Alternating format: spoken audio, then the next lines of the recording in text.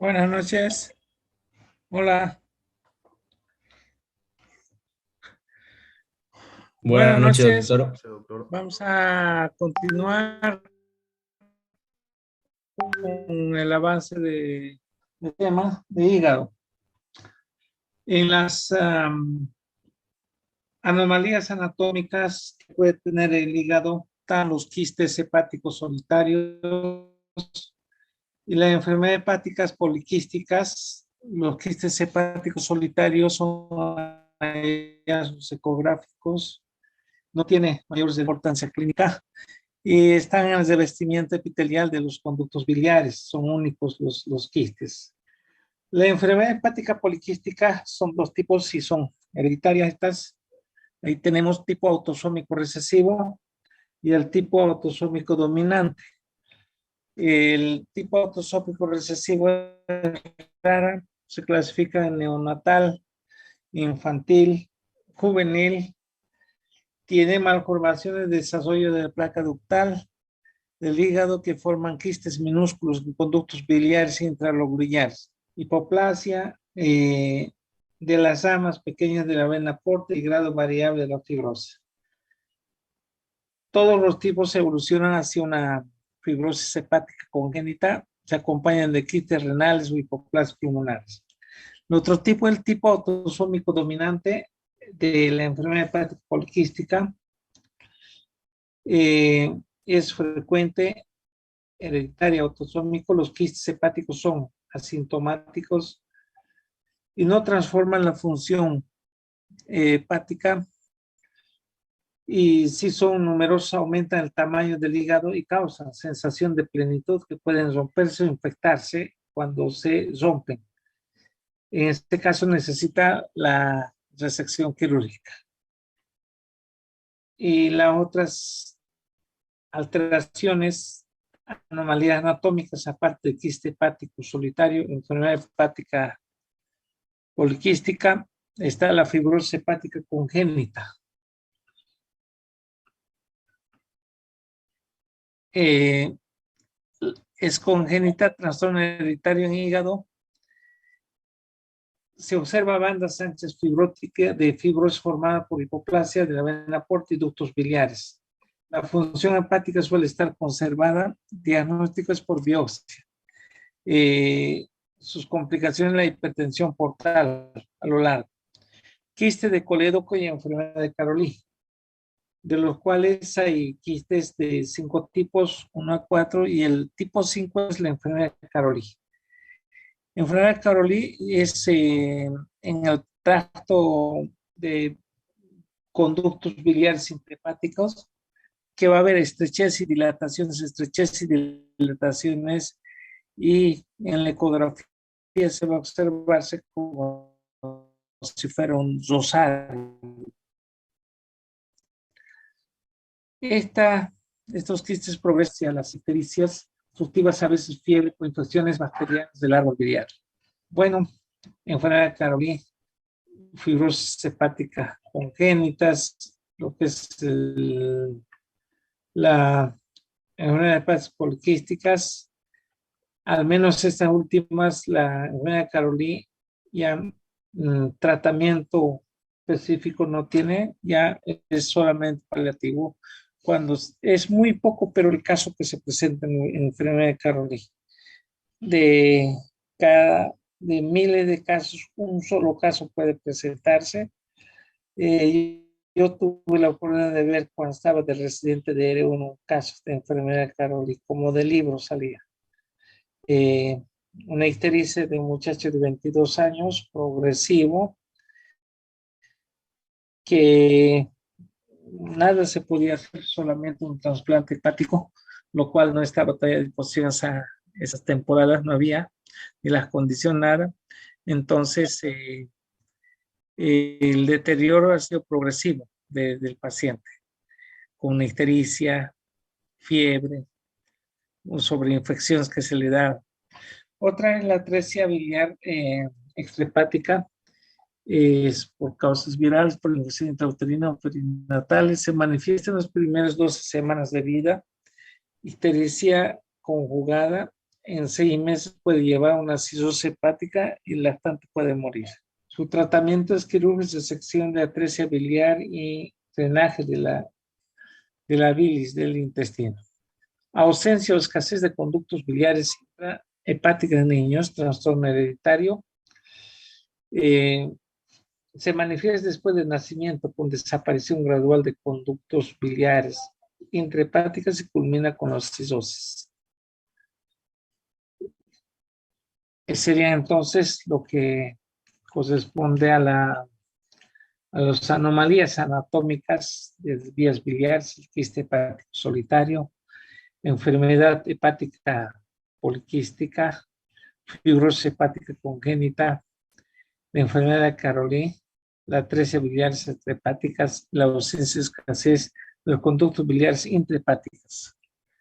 Ahora, enfermedades obstructivas de los conductos biliares. Entre estas enfermedades obstructivas de los conductos biliares pueden haber intraluminal, transmural o extraluminales. Tanto así, las neoplasias producen obstrucción. Ictericia pueden ser carcinoma intrínseca de conductos biliares o intrínsecos por compresión, pero también en vías biliares. Esto a esas obstrucciones, cuando hablamos intraluminal, murales y extramurales, o intramural, mural, extramural. Cuando está en la misma pared, las neoplasias, al crecer esto, pueden provocar la obstrucción de la luz biliar, o cuando están fuera del conductos biliares, ¿no? Como por ejemplo el cáncer está en cabeza del páncreas, entonces esto al comprimir puede obstruir también. Y hay otras que son intraluminales, que es cálculos biliares. El cálculo va a estar en la luz del mismo colédoco, que va a llevar a la obstrucción del colédoco. Cuando el cálculo baja hacia la ampolla de váter y va a obstruir el esfínter de Oddi, o a las colangitis va a llevar. Otras son las estrechez. Hay estrechez de las vías biliares hepáticas, estrechez focales causada por postraumática inflamatoria isquémica, ¿no? Estrechez generalizadas son tanto intrahepáticas o extrahepáticas, se dan en la colangitis esclerosante primaria. Patogenia, la obstrucción de conductos biliares extrahepáticas a nivel del hígado producen acumulación de bilisubinas, bilisubinoestasis hepatocelular, bilisubinoestasis de conductillos, infarto biliares, cistosis biliar. A eso lo que va a llevar entonces al obstruirse, ya sea de causa intraluminal, transmural o extraluminal o extramural, cuando se va a darse la obstrucción de las vías biliares. Acumulación de las bilisubinas, daño hepático, bilineestasis hepatocelular, bilineestasis de conductillos, infartos biliares y cistosis biliar anular. Cuando hay esa acumulación de bilis en el colédoco, esto puede sobreinfectarse, ¿no? Y llegar a dar lo que es la colangitis. Triada de Charcot, ictericia, fiebre y dolor en hipocondrio derecho. Esa es la triada de Charcot, de la colangitis. Diagnóstico: ecografía, tomografía, colangiografía. Tratamiento es quirúrgico o colocación de endoprótesis donde está existiendo la obstrucción en caso de neoplasia. En caso de un cáncer en la cabeza del páncreas se está comprimiendo, no hay cómo, ¿no? Entonces, por endoscopia digestiva alta entran y desde el esfínter entrando por el esfínter de Oddi, ¿no? En forma ascendente hacia el colédoco y van a colocar el endoprótesis para ese lugar donde está comprimiendo, obstruyéndose. Colestasis intrahepáticas. Las colestasis intrahepáticas, las causas son trastornos infiltrativos, obstructivos intrahepáticas, colangitis esclerosante primarias, también este grupo, y las cistosis biliares primarias. En estas, que son trastornos infiltrativos obstructivos intrahepáticas producen colestasis en forma progresiva. Primero se detecta por aumento de fosfatasa alcalina, después la éstasis de las bilisubinas y la ictericia que va a venir. No existe tratamiento quirúrgico, solamente es paliativo. Ácido ursotoxicólico alivia los síntomas y la colesteramina evita, ¿no?, el prurito que provoca los sales biliares. Entonces, eso va a ser los trastornos infiltrativos u obstructivos intrahepáticos. Las colangitis esclerosante primaria, que es otra, su causa es idiopática y se cree que es trastorno autoinmunitario, produce obliteración, fibrosis de manchas de conductos biliares extraintrahepáticas de gran tamaño y producen aumento de fosfatasa alcalina, malestar general, prurito, ictericia, fiebre. Si hay sobreinfección, los síntomas son específicos y de progreso lento. Diagnóstico: ese tratamiento definitivo no existe, solo es paliativo para disminuir los síntomas de colestasis. A los 10-20 años progresan a cirrosis hepática. Otra opción, trasplante hepático. Cirrosis biliar primaria es un trastorno autosómico autoinmunitaria que destruye progresivamente conductos biliares e intralobiliares. Afecta más a mujeres adultas, quien aún no se acompaña de otros trastornos inmunitarios. 90% de los pacientes se encuentra autoanticuerpos dirigidos a los ácidos lipoicos de la enzima mitocondrial deshidrogenasa de piruvato. La patogenia de la cirrosis biliar primaria, en las patogenias se conocen 4 etapas. Etapa 1, ductal, colangítica, prioridad y destrucción segmentaria focal de los conductos biliares intralobiliares, pequeño proceso inflamatorio crónico. En la etapa 2, hepatitis portal y proliferación de conductos biliares, ocurre ampliación de vías portales por inflamación crónica intensa. Etapa 3, o fibrosis portal, inflamación CD y los conductos fibrosos dañados son sustituidos por tejido fibrótico, y en la etapa 4, la ictericia. Las manifestaciones es progresivo en decenios: prurito, megalia, mala absorción de lípidos, manifestaciones clásicas de colestasis. Diagnóstico: fosfatasa alcalina elevada, hipercolesterolemia, hiperbilisubinemia. Tratamiento: no hay tratamiento médico curativo, solo paliativo. Otra opción es trasplante hepático. Entonces, todo lo que son las colestasis intrahepáticas o extrahepáticas, como lo ven, siempre las enzimas canaliculares están aumentados. Dentro de las enzimas canaliculares, fosfatasa alcalina, 5-nucleotidasa, ¿no?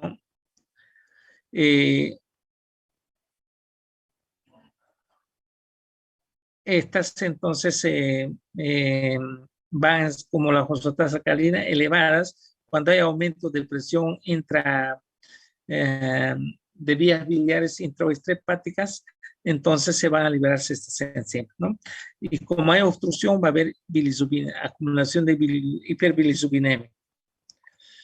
Otros trastornos de los conductos biliares intrahepáticas en adultos produce destrucción progresiva de los conductos biliares intrahepáticas. Fármacos o productos químicos ambientales, allopurinol, barbituras, carbamazepina, fenitoína, pueden llevar a producir esto. Cálculos biliares, colelitias, la formación de bilis dentro de la vesícula por precipitación, ¿no?, de colesterol y calcio. Se clasifica 2 tipos de colesterol, 2 tipos de cálculos de colesterol, cálculos de pigmentos. Cálculos de colesterol, cálculos de pigmentos, que son pigmento negro y pigmento pardo.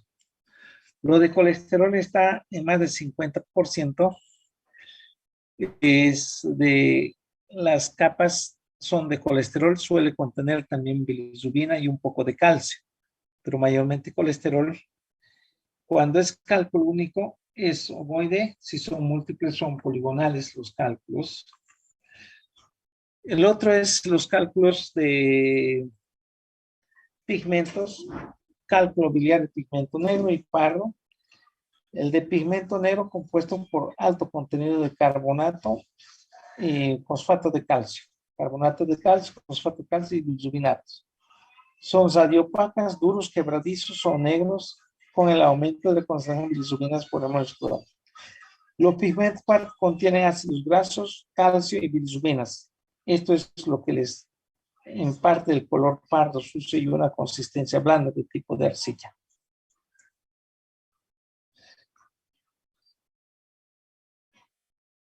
Fisiopatología de la formación de la bilis.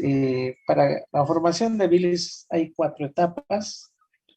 Primero, la supersaturación de la bilis. Segundo, va a ser la formación de los cristales. Tercero, atrapamiento de cristales de moco. Y cuarto, éstasis y agregación.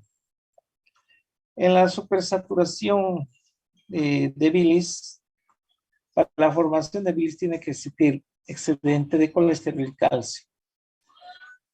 La solubilidad de colesterol depende de la concentración de sales de biliares y lecitina. Cuando existe más colesterol que lecitina, entonces va a haber, ¿no?, sobresaturación de calcio, precipitación, pero sobresaturación de colesterol y precipitación. La solubilidad de sales de calcio depende de las concentraciones biliares de sales de calcio ionizada y los diversos aniones sensibles a esto, como carbonato, fosfato, bilirrubinato, no conjugados ácidos grasos. En la supersaturación de bilis, entonces, hablamos de la formación de bilis que tiene que haber excedente de solutos de colesterol y calcio. La segunda es la formación de los cristales, ya que la primera nos da predisposición, supersaturación, sobresaturación de bilis con colesterol y calcio, ¿no? En la segunda, formación de cristales, a pesar no está bien aclarar esto, aquí va a haber una pronucleación, ¿no? Y sobre esta, la precipitación de colesterol y de calcio. La tercera es atrapamiento de cristales de moco. Los pacientes con cálculos biliares tienen moco abundante en la vesícula biliar y este moco atrapa los cristales recientes. La tercera, éstasis y agregación. La cuarta, requiere éstasis de bilis para permitir tiempo suficiente a los cristales para agregar en cálculos macroscópicos. Los trastornos relacionados con vaciamiento deficiente de vesícula biliar ayudan a la formación de los cálculos. Etapas clínicas de la enfermedad de la litiasis biliar. Ahí tenemos aquí las 4 etapas. Estado litógeno. Paciente experimenta trastorno que pone en peligro.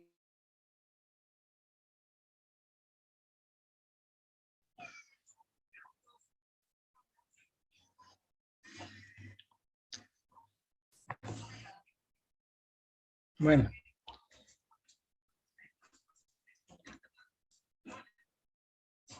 Las etapas clínicas de la enfermedad de litiasis biliar en estado litógeno. Paciente experimenta un trastorno que pone en peligro el desarrollo de los cálculos. En esa etapa, los pacientes son hipercolesterolemia y hipercalciemia pueden tener, ¿no? Esa es la predisposición que pueden tener. Luego viene la colicistitis asintomática, la formación de los cálculos que pueden estar flotando dentro de la vesícula libremente. La colicitis sintomática, los cálculos se enclavan en conductos císticos en colédoco y producen litiasis biliar. Y la complicada, ya colicistitis aguda, la ictericia obstructiva, la colangitis ascendente.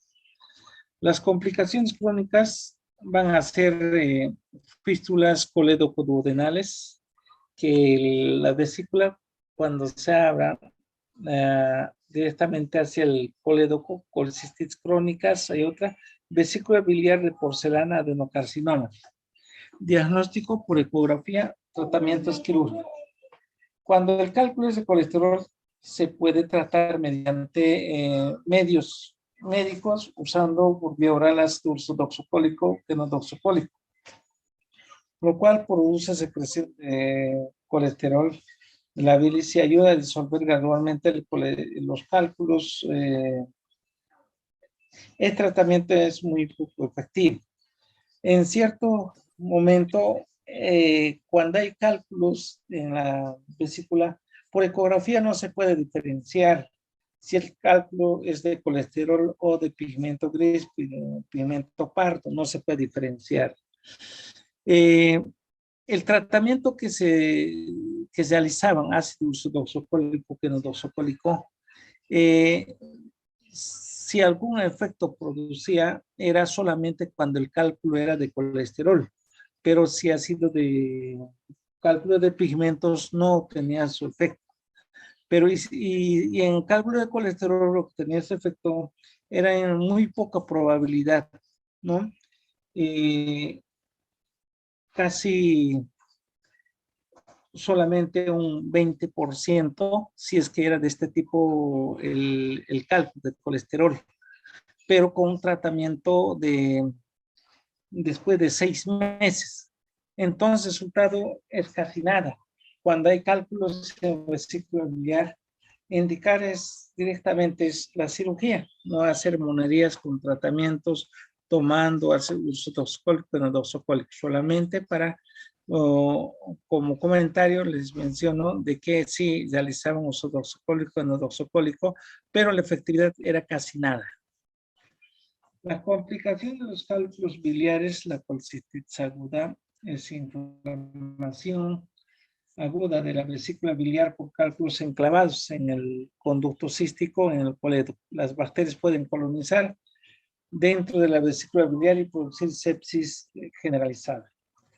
En la patogenia, los casos típicos, la vesícula biliar inflamada tensa, distendida con manchas hemorrágicas, rugosas, fibrosas y fibrosa sobre la serosa. La luz se encuentra llena de cálculos biliares. En caso grave hay infección bacteriana secundaria, produce una colicitis supurativa en piema vesicular. Al examen microscópico se ven infiltrados transmurales de leucocitos polimorfos nucleares que forman microabscesos, edema y necrosis. La necrosis de los vasos sanguíneos forma infartos vesicular biliar y colicitis gangrenosas. Pueden perforarse y perforar la pared y formar peritonitis química, peritonitis bacteriana. En los aspectos clínicos, la colangitis aguda inicia como un cólico biliar intenso. Al pasar las horas puede presentar signos de Murphy positivo, ¿no? Signos de Murphy positivo con leucotosis y fiebres. Diagnóstico es por ecografía sintomático, diferenciando la hepatitis aguda, pancreatitis, apendicitis, neumonía y ulceración. La palpación de la vesícula en la maniobra se conoce como maniobra de Pro. Y si hay inflamación, si hay dolor en la zona donde está la vesícula biliar, entonces se llama multipositivo. Maniobra de Pro, multipositivo. Diagnóstico es por ecografía y síntomas. Tratamiento es quirúrgico. Luego de previa hidratación y antibioterapia, donde procede en proceso inflamatorio serio. Entonces, cuando hay colangitis, cuando hay inflamación, lo primero, lo que se tiene que hacer es enfriar esa vesícula, ¿no? Con antiinflamatorios, con antibióticos que vayan enfriando esa vesícula. Una vez después de que vaya enfriando, vaya resolviendo esto, después se planifica la cirugía. Si en 12, 24 horas no cede el dolor y sigue, los síntomas aumentan, entonces se requiere cirugía urgente. En ese caso sería cirugía urgente. ¿Esto qué quiere decir? La colicistitis aguda de urgencia no se van a operar, ¿no? A no ser que el dolor permanezca casi 24 horas, no cede el dolor y más bien tiende a aumentar. Pero si con antiespasmódicos va aliviando, etcétera, entonces hay que dejar que enfríe esa vesícula inflamada. Coledocolitis y complicaciones. La obstrucción del cálculo en ampolla del váter produce cólico biliar, aumento de bilirrubinas y fosfatasa alcalina. Las complicaciones que pueden dar son pancreatitis aguda, colangitis ascendente. Tratamiento de resección quirúrgica con amputación de vías biliares, también con esfinterectomía. La colecistitis aguda, entonces, el tratamiento única alternativa va a ser cirugía, ¿no? Colecistitis crónica, trastorno no muy claro, caracterizado por inflamación crónica y fibrosis vesicular y la vesícula biliar. La pared de la vesícula biliar es engrosada, tejido fibroso, inflamado a causa de fibrosis. La vesícula puede estar retraída o lleno de cálculos, dilatada y rígida. En la pared existe infiltrado de células inflamatorios crónicos como linfocitos, células plasmáticas y tiocitos. 90% de los casos existen senos de Rokitansky y Alchor, que son divertículos en la pared de la vesícula, ¿no? Que se van a extenderse hacia la capa muscular de la vesícula. Cuando de estos divertículos sus cuellos se cierran, pueden formar, ¿no? Atrapar dentro las secreciones, los cuales se pueden infectarse como abscesos sobre esta pared, puede provocar colangitis ganglionares. Cuando hay depósitos de calcio en la pared de la vesícula, hablamos de las vesículas de porcelana. Fístulas, colecisto-duodenales e hilo por cálculo. Rara vez el cálculo a través de la pared de la vesícula se abre a vísceras adyacentes. Si se abre al tubo digestivo, puede enclavarse en el ilio y producir ilio por cálculo. Cuando el hilo pasa hacia cuando el cálculo cae por esa fístula colecisto-duodenal hacia el duodeno, esto puede bajar al ilion terminal, al ciego, muchas veces, y esta piedra mismo puede obstruir también el esfínter de la vesícula biliar. Ese calculito puede quedar. No, yo me acuerdo nomás en la biología cuando pasamos clases en la universidad, el cálculo en el esfínter del apéndice, cuando enclavado, pues la radiografía se ve, su nombre era apendiculito. Hidrocele de la vesícula biliar. Muchas veces los cálculos en clavas del conducto cístico no producen colecistitis, sino hidropesia. La vesícula se llena de contenido mucinoso. Por último, las neoplasias del sistema biliar. Las neoplasias malignas más importantes son adenocarcinoma del conducto biliares y adenocarcinoma de vesícula biliar. Las neoplasias epiteliales y mesenquimatosos son raras. Entre lo que son los cálculos grandes, los cálculos pequeños, los cálculos únicos grandes son los que mayormente van a llevar a las neoplasias de la vesícula biliar. Por el mismo hecho, como una bola sobre una tutuma, póngale rota, cálculo único va frotando la mucosa y lo va transformando en una metaplasia. Sin embargo, los cálculos pequeños, que hay múltiples, la complicación de esto va a ser ya también de poder salir por el conducto cístico, caer al duodeno y obstruir el esfínter de Oddi.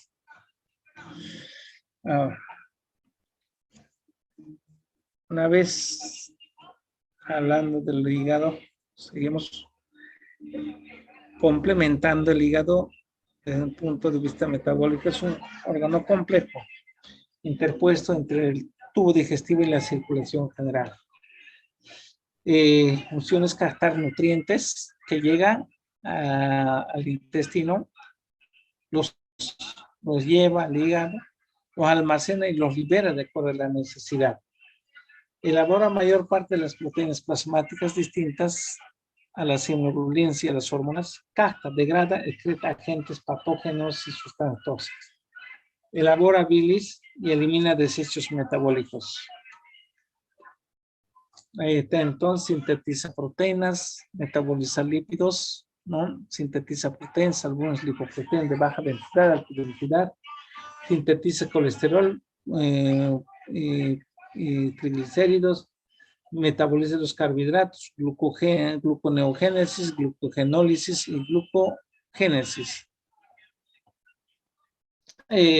Produce bilis para emulsificación de grasas gracias a las sales biliares que tiene como componente depósito de sustancias, depósito como glucosa, como glucógeno, vitamina B12, hierro, cobre, vitamina A, va a almacenar. Transforma amonio en urea, neutraliza toxinas de fármacos, de hemoglobina, produce factores de coagulación, fibrinógena, protrombina, proconvertina, factor antimofílico A, B y factor Stuart.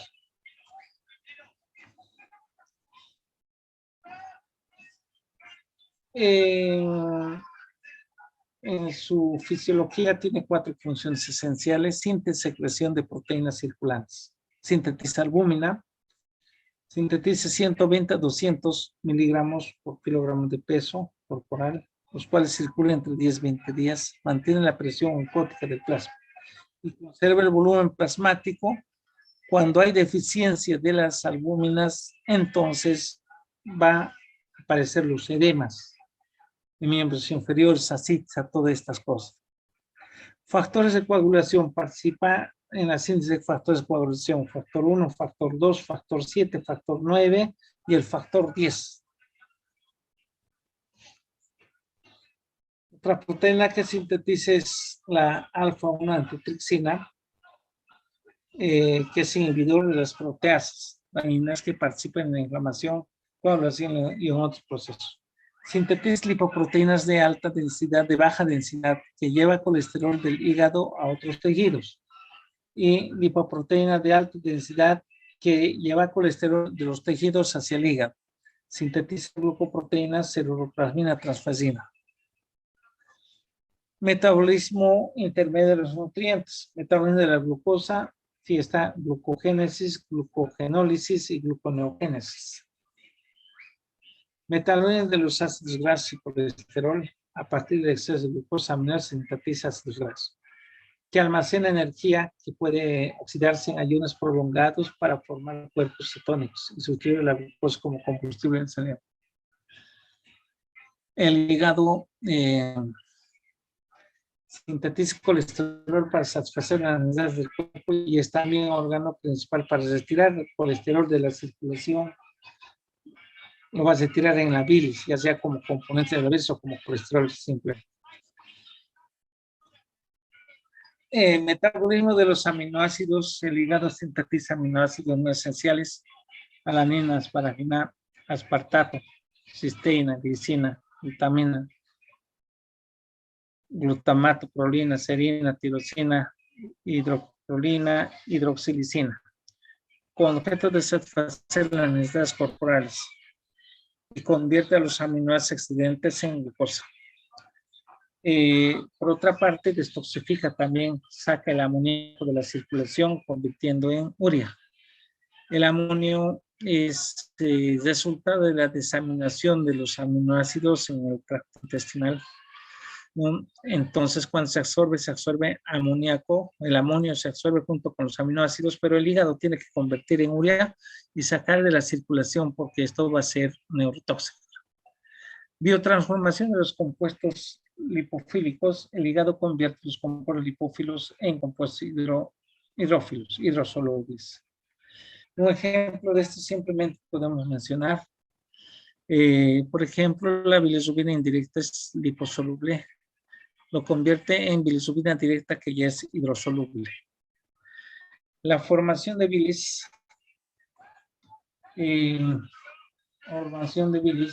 participa en la formación de bilis muchas toxinas captadas y metabolizadas por el hígado, es excreta por la bilis. La bilis tiene 2 funciones. Como secreción exócrina, tiene función de detergente para lípidos, gracias a las sales biliares que tiene, y como vía excretora, elimina los desechos metabólicos. colesterol, bilirrubinas, ¿no? Y toxinas exógenas circulantes.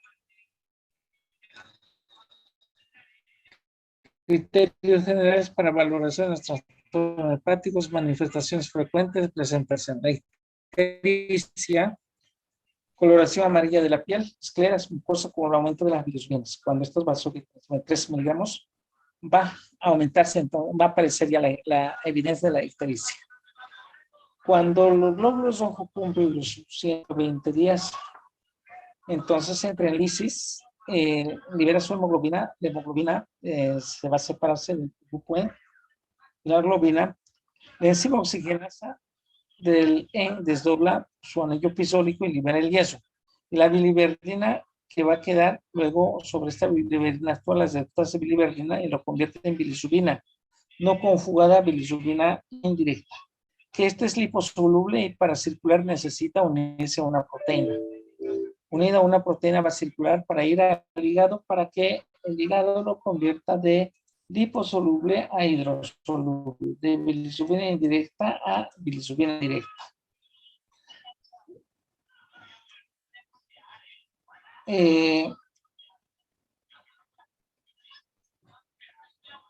La bilirrubina no conjugada es tóxica, lipófila, puede difundirse en el cerebro y en los ganglios basales, producir carniceros, produce convulsiones, encefalopatía por bilirrubina, etc.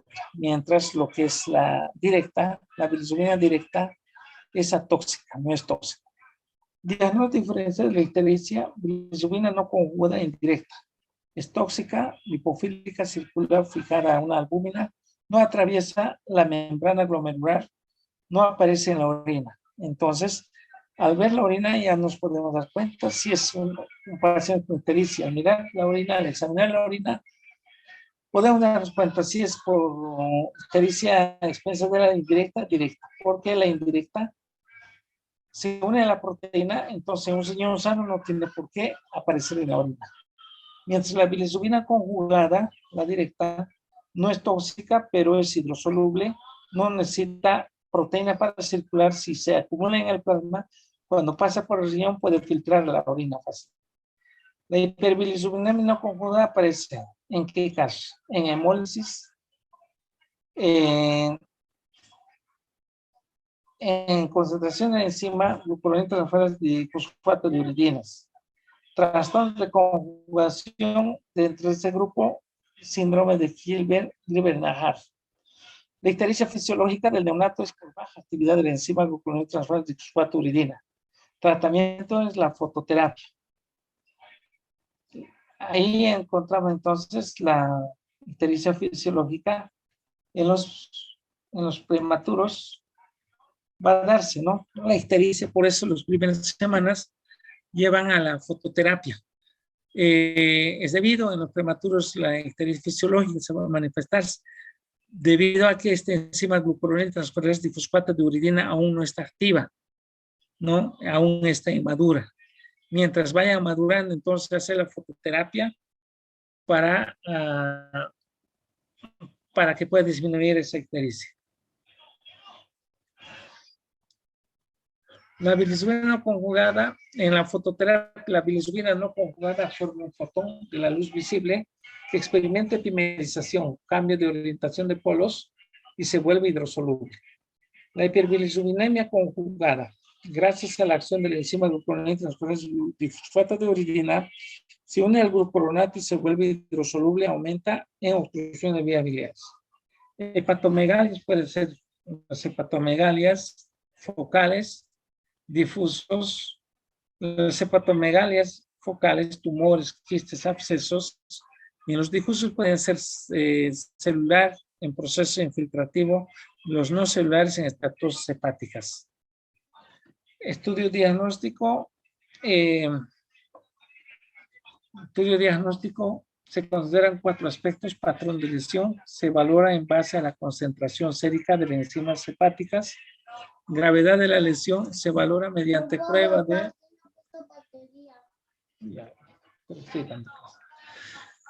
causa de lesión a través de diversos estudios especializados, tasa de progresión de lesión mediante prueba de la función hepática. Medición de las enzimas hepáticas hay enzimas canaliculares y enzimas intracelulares. Las enzimas canaliculares, fosfatasa alcalina 5-nucleotidasa gamma-glutamil transferasa. Estas van a aumentar cuando hay obstrucción de vías biliares, ya sea intrahepáticas o extrahepáticas. El aumento de presión hace entonces que en las paredes, de estas enzimas de los conductillos, aumente cualquiera de estas tres. Fosfatasa, 5-nucleotidasa, gamma-glutamil transferasa. Son los tres tienen que aumentar, claro. Depende cuál es lo que van a pedir el laboratorio. Enzimas intracelulares, cuando hay inflamación de los hepatocitos intracelulares, TGO, TGP, LDH, van a comenzar a aumentar. Prueba de la función hepática, tiempo de protrombina, concentración de bilirrubina, ninguno de estas totalmente específica, pero más utilizable va a ser el tiempo de protrombina, 12 segundos igual a 100%. Los segundos va subiendo y el porcentaje va bajando. Si el segundo va subiendo 13, 14, 15, 16, el porcentaje 80%, 70%, 50%, 40%, y ahí podemos decir, este hígado de este paciente con hepatopatía crónica solamente funciona un 40%.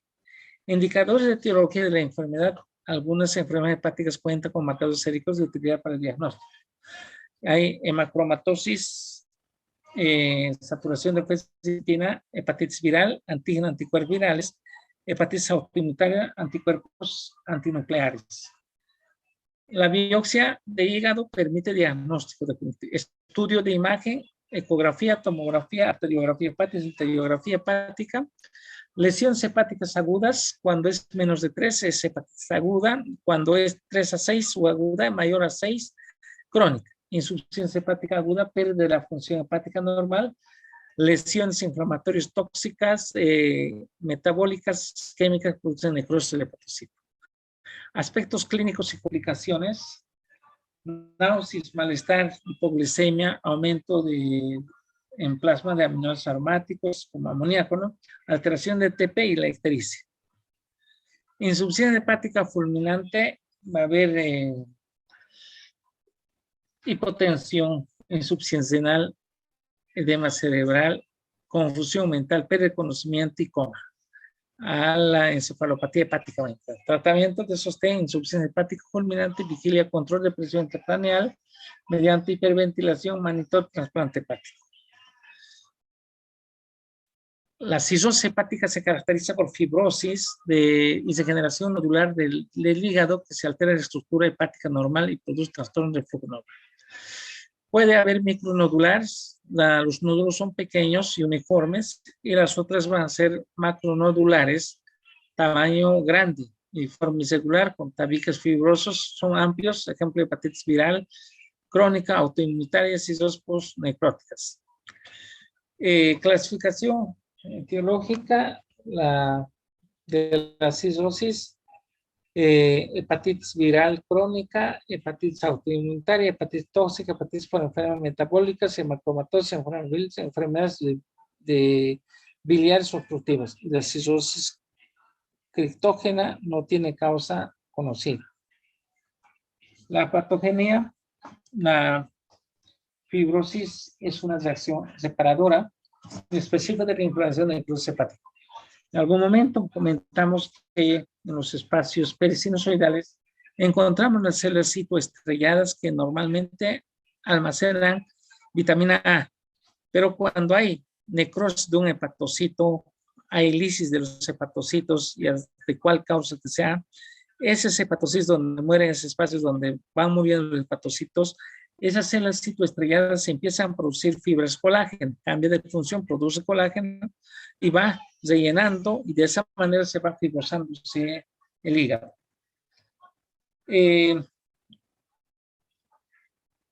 Las complicaciones que puede llevar la hepatopatía crónica: uno va a ser la hipertensión portal, si el hígado está fibrosado y por la vena porta tiene que llegar al hígado, y pasando por el hígado y ir a la vena las venas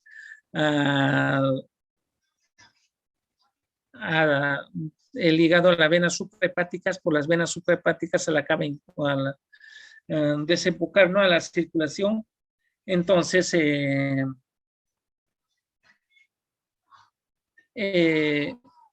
cuando hay hipertensión portal hígado fibrosado, la circulación por el hígado no va a ser normal.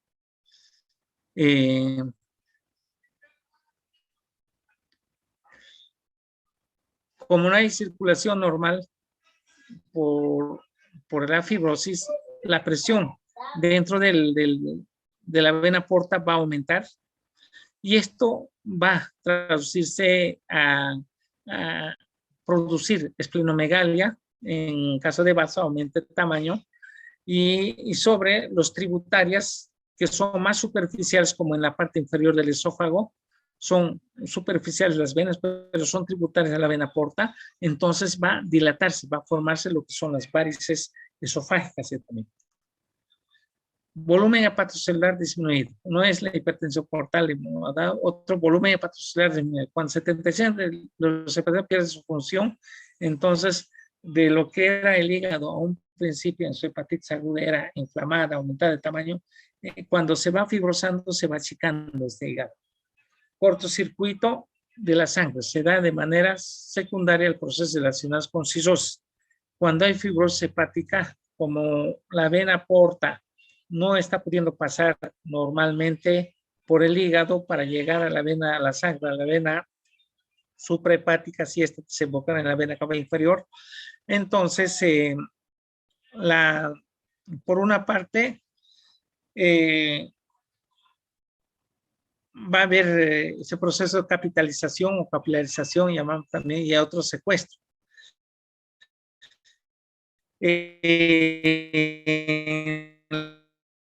La capilarización, todas las fenestraciones de los sinusoides hepáticos que hay entre columna de hepatocito y hepatocito. Estas fenestraciones van perdiendo, hay pérdidas fenestraciones y después perisinusoidales se van rellenándose por tejido fibrótico, entonces lo que circula por el medio del sinusoide hepático ya no va a tener comunicación con los hepatocitos, ahí estamos hablando de capitalización.